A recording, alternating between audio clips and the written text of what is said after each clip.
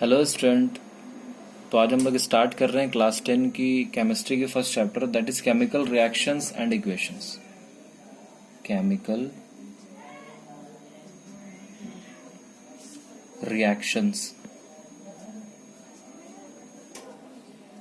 Chemical reactions and equations.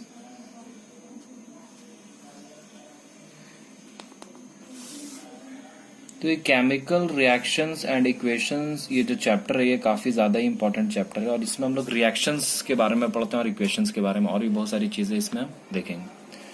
तो सबसे पहले हम समझते हैं कि केमिकल रिएक्शन होता क्या है। केमिकल रिएक्शन जो है ये होता क्या है। तो केमिकल रिएक्शन ये एक प्रोसेस है। केमिकल रिएक्शन ये एक प्रोसेस है जिसके अंदर क्या होता है ना, न्यू सब्सटेंस फॉर्म होता है। न्यू सब्सटेंस का फॉर्मेशन होता है, न्यू प्रॉपर्टी का फॉर्म होगा और क्या होगा, rearrangement of atom, rearrangement of atoms.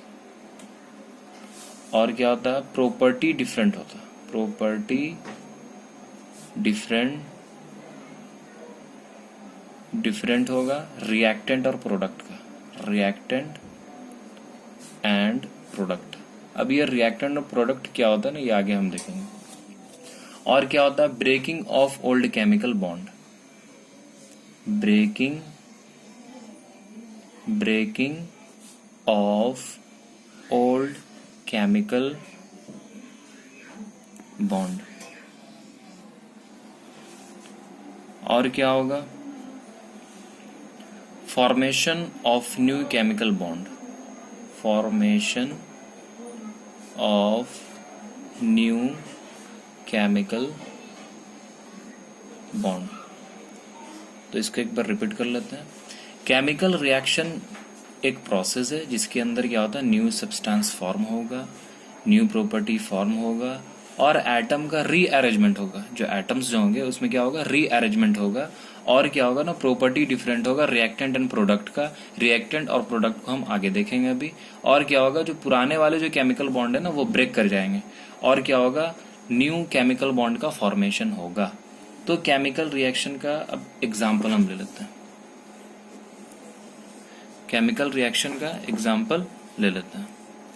तो केमिकल रिएक्शन का एग्जाम्पल लेते हैं magnesium, magnesium ribbon, magnesium ribbon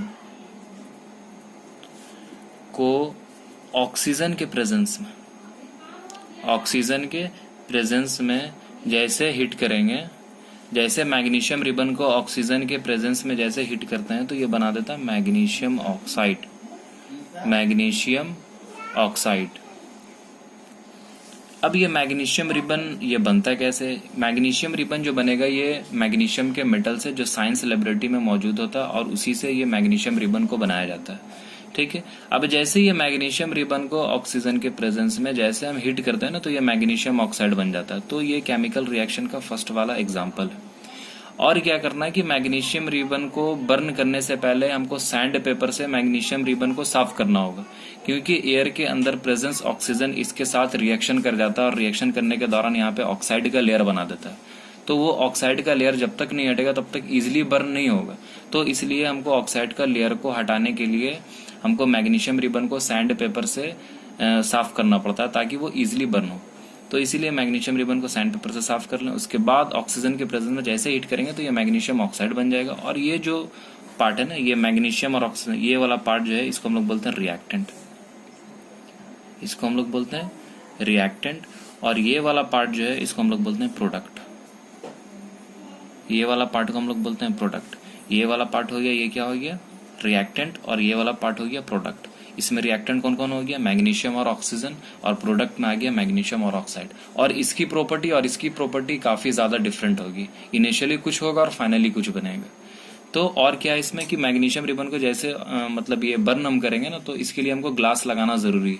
अगर हम ग्लास नहीं लगाएंगे तो इससे जो फ्लेम जो रेज निकलेगा इससे इसका आंख के रेटिना को डैमेज कर सकता है। इसलिए जब भी ये एक्सपेरिमेंट करेंगे तो इसको ग्लास लगाना जरूरी है।